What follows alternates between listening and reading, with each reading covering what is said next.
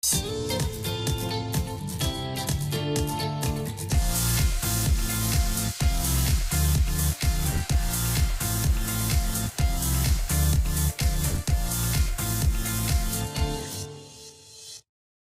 and welcome to a very holiday season My ArundelBiz podcast, powered by Anne Arundel Economic Development Corporation.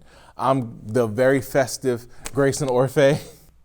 Yes, sir. I'm also equally festive, trying here with my Rudolph. Steve Adams, your co-host, and happy to be introducing you today to Taryn Ouzts. She's the founder of not only her own candle company, Burnt Culture Co., but also Blank Slate, which is an entrepreneurship collective that's passionate about helping small brands start, grow, and thrive. And it's located in the Annapolis Mall. And I've been there many, many times already since they opened back in May, including a cool ribbon cutting in June when I met Taryn's mom and a ton of the different vendors there. So Taryn, welcome to the podcast. Thank you guys for having me. Really appreciate it. Just to start, if you could tell us a little bit about your background, how you started Burnt Culture Co., and where the name of that first business came from. Okay. So my name is Taryn. I'm Taryn Ouzts. I am actually a Maryland girl through and through. Born and raised in Maryland, specifically PG County, but I've spent the bulk of my adult life living in Arundel County. Wow. So Burnt Culture Co. is actually not my first business. Oh, okay. It's actually my third business. Okay. So I actually started off my entrepreneurial journey while I was actually still in high school. So I actually own a tutoring company. So I own a tutoring company. It's called Raising the Standard. And RTS for short. Of high school? All of them. So I actually So you started in high like school. ninth grade? So I started tutoring actually as an 8th grader. Wow. And my parents really realized that I had a knack for it, and so did my teachers. I should have known you through school. Jeez, So, I would have been way better off. I actually, you know how like your schools do like peer tutoring and things Yeah, like that. yeah. And I was always voluntold that I would be doing that. So I was actually an athlete in high school, and a part of what we would do, we would tutor the other athletes who were struggling, so we could all stay eligible to play our respective sports. And so I actually started that company, and my parents actually did whatever they needed to do for me so I could actually make it like a bona fide business. Wow. So I've been doing that. Wow, if I give you the years, I'll be telling my age. That's okay. But over 15 years, Wow. I've actually been doing that. And Burnt Culture Co., actually, the name of that company is just kind of random. It was kind of like an ode to culture.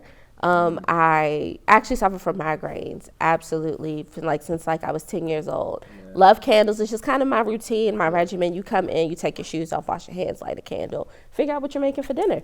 I had a neurologist because, when your migraines are that bad, you kind of have to go and have CT scans, all of this stuff regularly.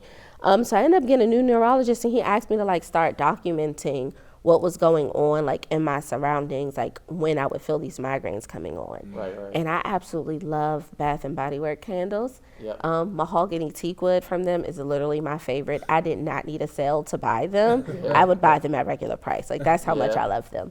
And when I couldn't light the candles because my doctor started putting 2 and 2 together, he's like, hey, listen, stop burning this candle for a couple of weeks and let's see how that works out. So when I kind of found out that was helping to trigger and or allow my migraines to become more intense, I started doing some research. And I found out that in a lot of mainstream candles, there is a high content of paraffin. In paraffin, once you burn it, it kind of releases toxins into the air. And that which was actually causing some of my migraines, to kind of to exacerbate the symptoms. So I have a skincare company, which is called Scene Naturals. It's named after my grandmother's. So with a natural skincare brand, I do a lot of work with essential oils anyway. So I started mixing essential oils to kind of create stronger blends to put in my diffuser. But it just really wasn't giving me what a candle would give. And I was like, I need a candle. I have to have a candle. Of mood music. You get yes, home, you put on mood exactly. music. And so I was like, I have to create a candle. Like, I have to figure out how to make this work because I need a candle. And so my candle company actually wasn't a candle company initially. I was just making candles for myself because I needed them at home. Necessity is the mother of invention. That's the right. And so one of my friends came over and she's like, "Oh my God, what is that smell?" And I was like, "Oh, just a candle." She's like, "Where did you get it from?" "Oh, I made it." "You did what?" "I made it." She was like, "But how? When? Like, when did you have time to make a candle?" Probably so before you couldn't YouTube it. You couldn't YouTube how to make a candle. Well, I mean, and it's not really hard. It's the science behind candle making. Right. Like, you have to pour things at the right temperature, do this, add it at this, all of those different things. And actually, to your point of mute music, my candles are named based upon like the first thing that comes to my mind. So like when I'm smelling it and when I'm like crafting the scent, it's like, what does this remind me of? And that's how it's named. So like all of my candle names are like an ode to, Black culture essentially. Obviously that's what I identify with. So they're kind of like, those things. Like Saturday morning is an ode to like Anita Baker, Gladys Knight. Because, growing up in the household that I did, just, you get up on Saturday morning. If Auntie Anita is on the radio, that means it's time to wake up and clean up. No alarm clock. Auntie Anita was the alarm clock on Saturday mornings with Black mamas. And so it just kind of reminded me of what the clean house smelled like. Caught up in the rapture of cleaning. That part. And so that's just kind of how all of them are named. Awesome. But Burnt Culture was just like, I need a name that's, not really a candle company name per se, but makes sense as a candle company name that can expand. So we actually do more than just candles. So we do, I call it All the Things Spray. It's a luxury multi-purpose spray. Is that what this is? No, so this is actually one of the brands from the store. So we can come back to that one. So All the Things, it's a luxury multi-purpose spray. You can use it as a body spray, linen spray, room spray, car spray. It's made of completely natural ingredients that are good for you and the environment. And we do a lot of, we use vessels that you can repackage and repurpose for something else. So like this is actually one of our luxury vessels here. This candle's actually called Rich Auntie. So like usually when I'm done with candles, they kind of become a pencil jar, or things like that. People use them to repot small flowers, things like that. So we try to make sure you can get multiple uses out of them. We do luxury body butters, and we do body oils as well. We have smaller candles, we have some wax melts coming and a couple of other things. We had a lot of fun. But, so Burnt Culture was kind of just like, to your point, it was I needed it. And so I created what I needed. That's awesome. So that's how we got Burnt Culture. Yeah. Awesome. That is cool. So now with going into Blank Slate, what is your, I can kind of guess what the mission is, but I don't want to guess it. I want you to tell us, like, what was the mission behind it, and especially behind even the format of it? Equity was the mission behind it. Yeah. So Essene Naturals, my skincare brand, was in an accelerator program with a larger beauty conglomerate. And it was an amazing experience. Learned a lot, a lot of amazing things that you don't necessarily always learn at the beginning of your journey, things that you learn through trial and error. So it was about year 3.5, 4 for my skincare brand when I was in this accelerator program. And at the end of this particular accelerator program, in order to now get your products moved to the next level, you now have to be able to write checks for certain things. So, that disposable income to write that check, to say, hey, I'm going to do this, and here's the money to show that I'm serious about it. As well as then, needing to procure all of the items. So between vessels, labels, packaging, then raw ingredients to make said products for whatever the purchase order total would be, then becomes a lot. Because they're not asking for 10 units. They're asking for 1,000, 15, 2,000 units. And then when you have a line, so you have, 5 to 10 products, that's a lot to do as a small business owner. And then money that's attached to it. And I'm guessing they weren't, giving you any working capital. No, some accelerator programs do. It really just depends, so it's not a slight, to that particular accelerator program by any means.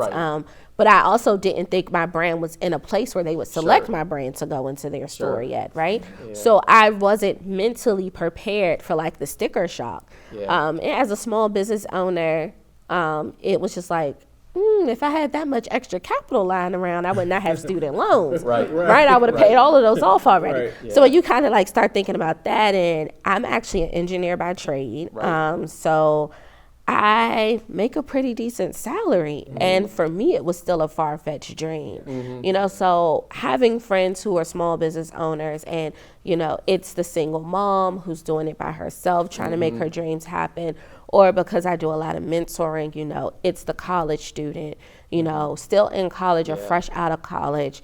And, you know, they just started their first job. So they really have an amazing idea, but don't have this extra capital, you know, to actually make it as robust as they would like it to. What do those people do? How do they get over this hurdle? And you often hear, not to interrupt you, but you often hear so many early entrepreneurs, you know, that succeed. You don't necessarily hear it until like they've already gotten big, but it started with friends and family being able to give them a lot of money. And if you don't necessarily have that. And honestly speaking, most people who look like me don't have that, right? You know, so it becomes harder because I'm like, oh, well, you could ask your parents. Ask your rich auntie. You don't necessarily have rich I'm the rich auntie at this point, you know. So it's like, you know, so those things don't exist. And not that they don't exist, but sometimes they can be hard to come by. And these companies also don't pay the PO right away, right? So again, to your point, where's the working capital? Where do we find it? How do we make it happen? And I went to the bank to get a business loan. And I've had multiple businesses that have done well. And, you know, when it came to the end of it, I was too high of a risk for what I was trying to do, essentially. And so it becomes, the businesses are operating, they're operating in the black, you know, we're good here, we're good there. What's the issue? So that's one of the reasons why I use equity. Like the mission is equity. You know, we throw equality around all of the time, but what most of us really need is actually equity. And actually being a former educator, you know, seeing the difference between equality versus equity, like firsthand in a classroom, like really kind of drilled that point home for me. So then like even being a business owner, now you really see it because it's now dollars and cents. And so like now it's even more tangible where you realize why equity is important. So really just the purpose of Blank Slate is to give smaller business owners that opportunity to see their products on shelves. You know, have somewhere where they can send people, you know, people don't have to wait for you to ship it. They can come to the store, they can actually pick it up. You know, they can physically come into the store, try the product out, smell which one they really want, you know, and actually purchase that one. So it's, you know, multifaceted. I know for me, having opportunity to see my products on shelves on those days where being an entrepreneur does not make sense. It's like, okay, well, I can see it. And because I can see it and it's real, it gives me just enough to like, you know, all right, but let's go ahead and tackle today. So that's kind of how it got started. That's awesome. So, And obviously, based on your products and based on our various shopping visits to the store, it makes a lot of sense because a lot of your vendors have, you know, very experiential stuff, like to open up the candle, smell it, spray yourself, whatever. So and the atmosphere too of Blank Slate. Like when you walk in, you had the candle burning mistletoe under the mistletoe. We had Christmas music going. I think it was very white. You walk in there, it was a great feeling, and it was so wonderful. I didn't mean to cut you off. It was right. Great. To create a vibe, like I want it to be an experience, you know, for everybody. And I don't want you just to, you know, feel like you only have to come in and buy something. Like I want you to feel like you can stay, we can talk, you know, we can laugh, we can joke, we can have a good time, you know. So I wanted to feel like homes because I have to spend a lot of time there, you know. So I wanted to be comfortable and like really a place that I would want, you know, to actually have to spend my time. So I wanted to create that experience for those who come to visit. So that's awesome. So how many vendors do you have right now? And you know, can you give us some of the various, So we have a little bit of everything. Like you can literally come to the store and almost anything that you're kind of looking for, we have it, and or we know a vendor who may have it, like on their website. Okay. Cool. So physically in store, we have skincare products. So that's literally from face care to body care, for both men and women. Men and women of all backgrounds. So yes, so a lot of obviously our products are formulated with people of color in mind. Right. Only because when you do go to mainstream stores, sometimes finding those things that work for you just don't exist. Sure. Right. Women of color tend to suffer from hyperpigmentation more than most others do. Right. So with that, sometimes we need something a little more specialized to actually help with it. So we do have those items that were crafted with women of color in mind, just to ensure that you can fix your problem issues that you're having too. Same thing for men of color. Just people of color, hair tends to be coarser and curlier. So especially for men when they grow out beards. I was about to say, so if I grew a beard, it probably wouldn't be as good looking as Grace. Well, that's not necessarily true. He has a nice looking beard though. But so it really depends, So just men in general, you're struggling with like ingrowns, things like that. But the curlier your hair is, the likelihood increases for those. So we have like beard care, so you have beard scrubs, butters, balms, oils, cleansers, all of that stuff. Some of the viewers out there that are watching this are going to get to see you got some pretty great clothing and hats. I love the hats. We have clothing, we have hats. Yep. Most of our clothing in store are literally designed by the vendors who are there. We do have one particular brand in store where her family's originally from Tanzania. So her aunts are seamstresses and they make clothes. So she sources a lot of her fabrics and or items directly from her family in Tanzania. And she has them. So some of those more ethnic clothing that you saw when you did visit the store, that's actually where they come from. They come from Tanzania. Grayson put quite a few of those on the credit card. He actually had on one of their hats. So we have that. We do have a few ladies who bake. So they have like actual like commercial kitchens where they are baking. One is a mother-daughter team. Somebody's right in Crofton, right? Yes, so it's her. The name of Mona Lisa Bakes. Yep. She's actually in Odenton. She has a brand. Her cookies are amazing. And they're literally like oversized cookies. And she makes them like in the weirdest combinations when you say them out loud. But when you taste it, it's like, this makes perfectly good sense. So we have perfume, cologne that are actually crafted by vendors. So it's not like something they bought to resell. Like they're actually making these fragrances. Makeup, makeup, lip care. Literally, I have foundation in the store with women of color in mind. So we have that. We have home fragrances. We have books. We have a couple of authors in store. So we have children's books, urban fiction, coloring books for adults and children. So we have literally a little bit of everything as far as like what's available to purchase at store. We have planners. We do have a planner vendor. Like she designed her own planner.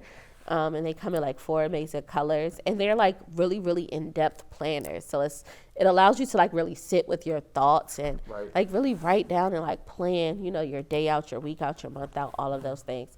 So I literally have a little bit of everything in store right now. That's awesome. So the thing about it is that, with a place like yours, I think we know what it is to the importance of shopping small, shopping local, also shopping African American.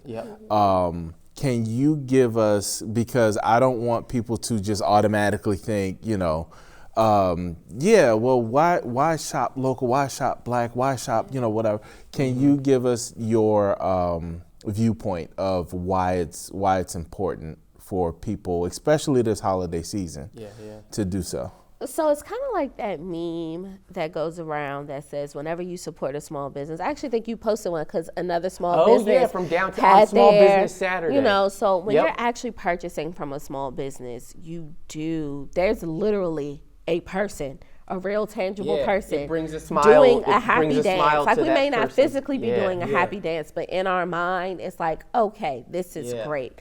And why it's important is because it literally continues to circulate the dollar in your own community. Exactly. So when your small business owners, the numbers at which we're growing is like exponential. And if you have a large number of them in your community, their businesses need to do well so your community can continue to do well. Because if they can't afford to go out and shop, if they can't afford, to do what they need to do for their families, then you potentially are now going to have additional people, who could potentially need government assistance to help for anything, as a struggling business owner. So like one of the terms we like to use in store is emerging brands, right? I don't necessarily like the term small business, only because when people think it's a small business, they really hear hobby. But like no, a side hustle. Exactly. But this isn't. But this is some people. This is their livelihood. Like you.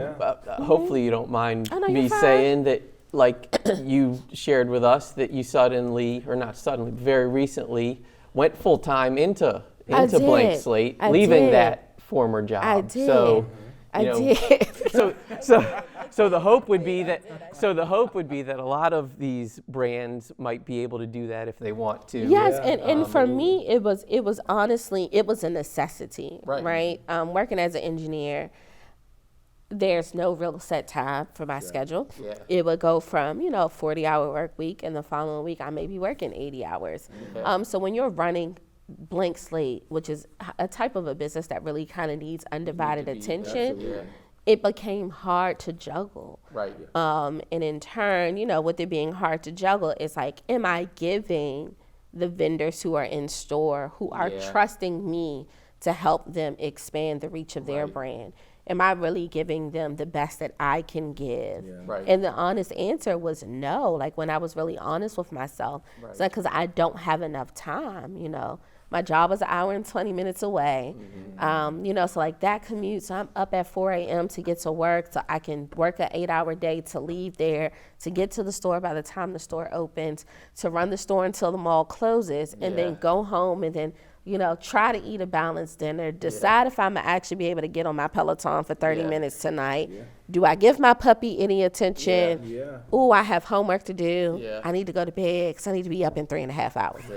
So kind of like all of those things. So I really just had to get to the point where I had to make a hard decision. Because let's be clear, I made really nice money. So, having to make that jump, but I knew it was necessary to continue to help the emerging brands that we have, as well as really give me the opportunity to continue to grow Blank Slate and my personal brands, and just to ensure that I'm giving that my undivided attention, so I can do what I set out to do, which was to help other brands grow. So that's awesome. Well, speaking of growth, so what's your 1 year, 5 year hope plan for Blank Slate? Are you hoping a lot of these brands that start as emerging brands with you, they'll prove their concept so well that they'll end up opening their own brick and mortar, and you'll just be producing more and more success stories? Or so short answer, I want to own the block. Is what I actually want to do. Meaning I would love to have the opportunity. Well, thank you. Yeah, you will. I literally want to have, whether it's a strip mall or a town center where we actually get to curate brands who are local, and that's who you're shopping with. Instead, big box stores have their places, but there are so many emerging brands with amazing ideas, amazing products, amazing concepts that don't really get the time, energy, and effort they deserve and limelight they deserve, because it's easy to run to Nordstrom's, it's easier to go to Macy's, it's easier to go to Lord & Taylor, but what about these amazing brands that are out here, like getting it out of the mud, but don't really get the same opportunities? So the goal is to expand on what the current vision of Blank Slate is. The goal is to have multiple locations of Blank Slate. The goal is to help other business owners open their own brick and mortars if they decide to, because brick and mortar is a heavy lift. It's yes, the store is cute, but There's so much work that goes on the back end that if I could separate the two and literally leave like the admin task to somebody else to do, I would hire somebody to do it like 3 days ago. Right. You know, so the goal is to shore up what we're doing at this location, and then actively start bringing that same idea, you know, to other places and to other pockets to serve, you know, underserved, underrepresented, you know, entrepreneurs. Yeah. So. Awesome. So the thing about it is,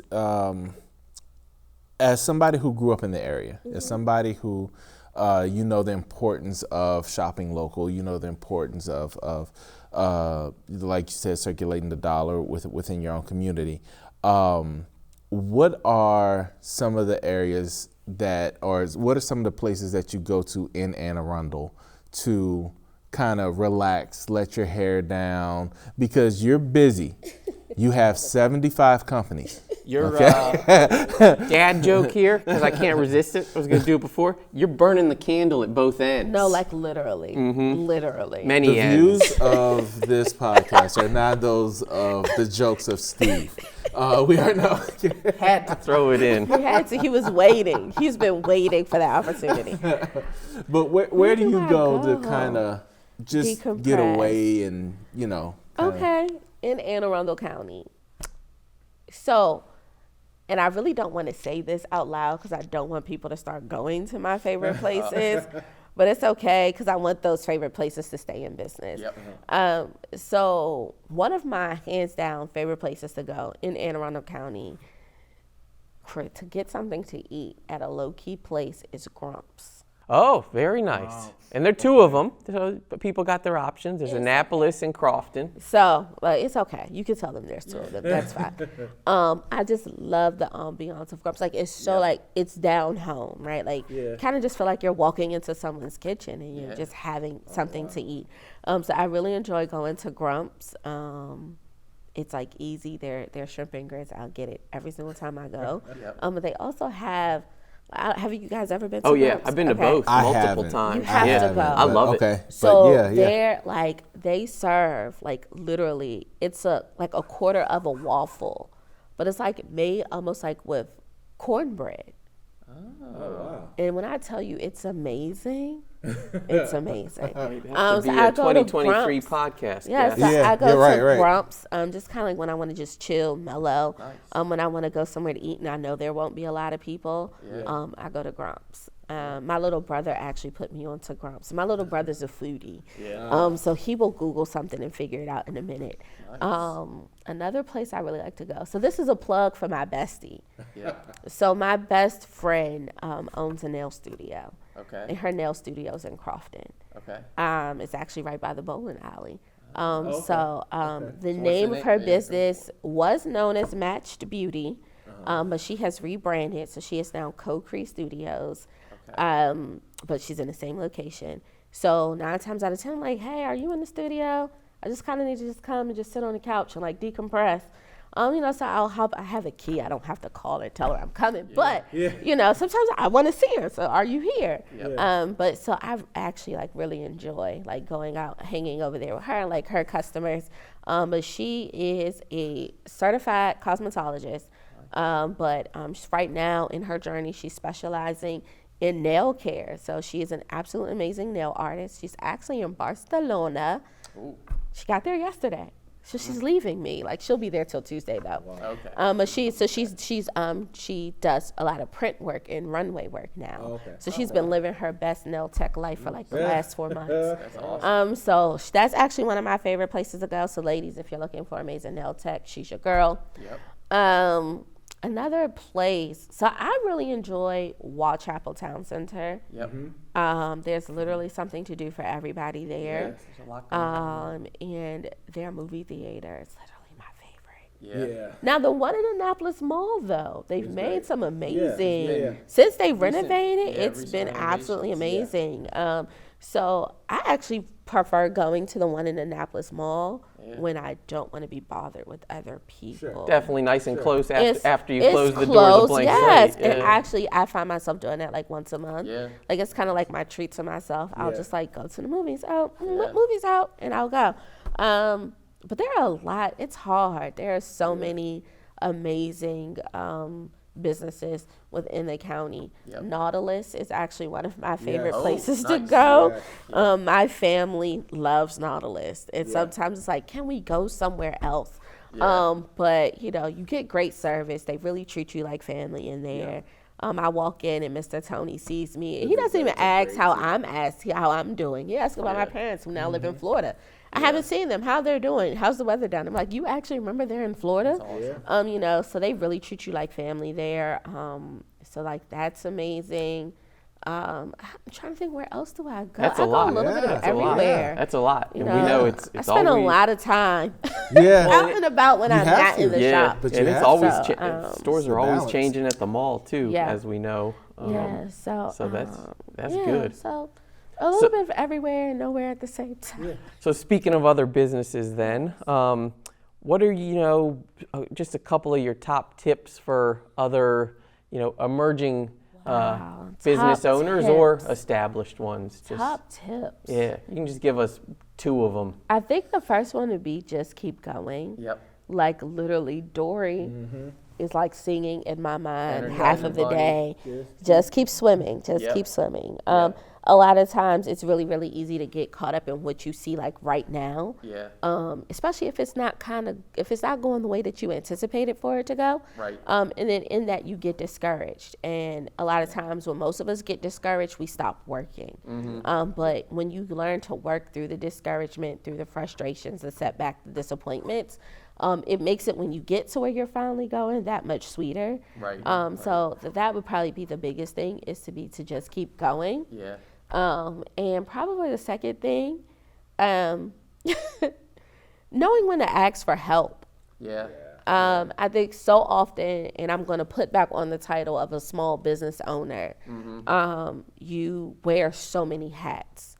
And in turn, because this is your baby, you're literally like, I don't think I can trust anybody else with my kid right now.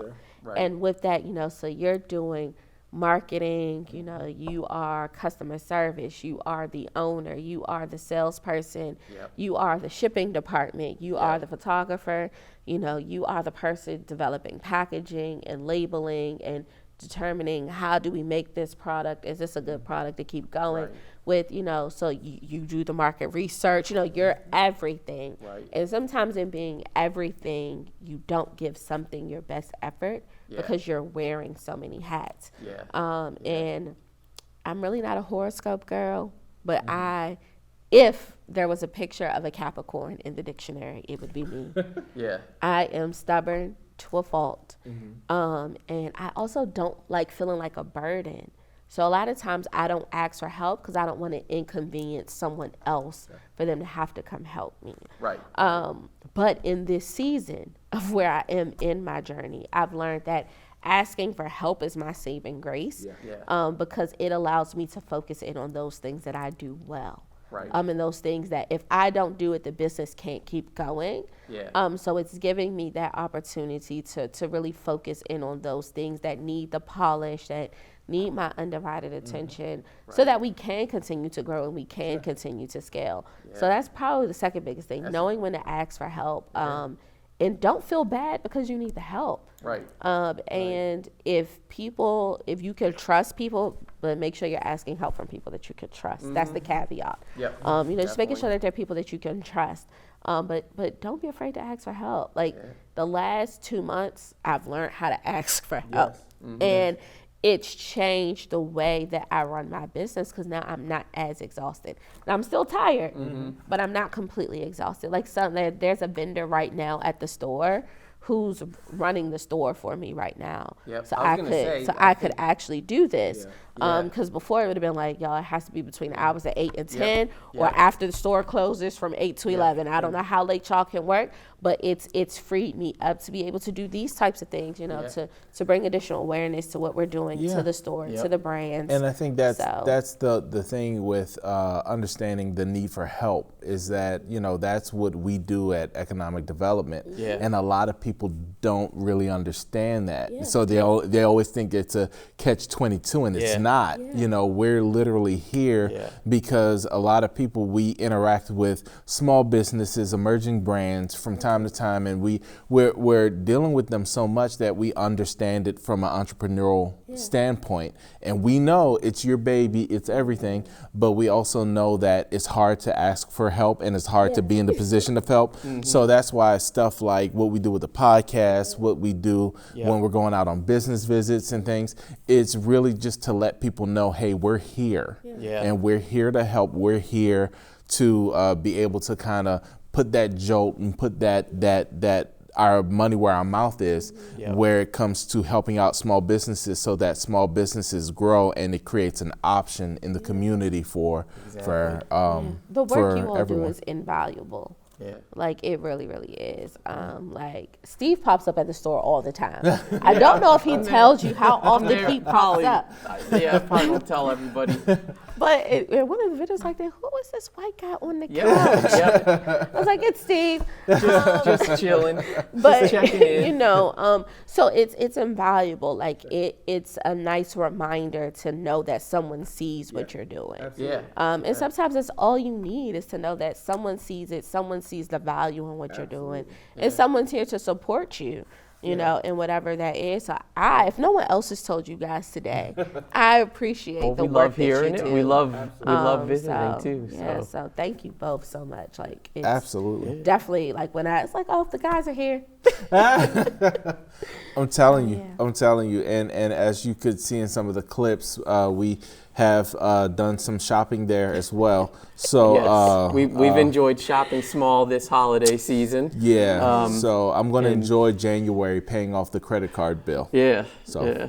But we do know that we'll be after pay now.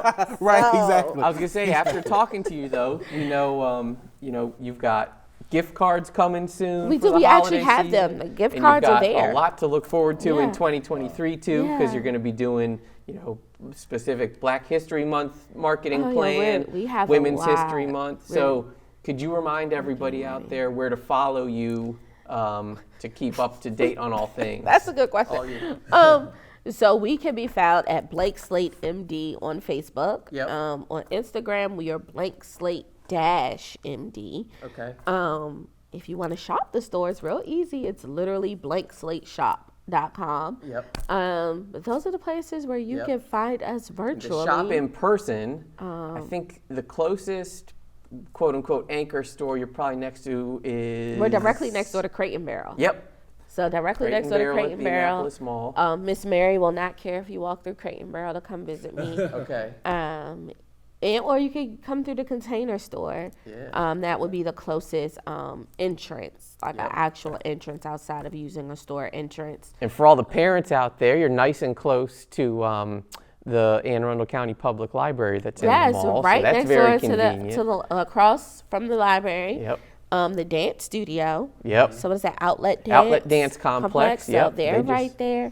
And then we're right next door to Taekwondo. So if you want to drop your kid off and let them take a class, we're next door. So come take a class with us because we offer classes too. So That's awesome. And everybody out there that knows it already, but you can watch this podcast and future podcasts and past podcasts on Facebook and YouTube. And then also be sure to follow us on not only Facebook and YouTube, but Twitter, LinkedIn, and Instagram, AAEDC or ArundelBiz on Instagram. And obviously, have a great holiday shopping season and happy holidays whenever and wherever you're celebrating. So that's a wrap on this one. Yeah, enjoy. Thank you, guys.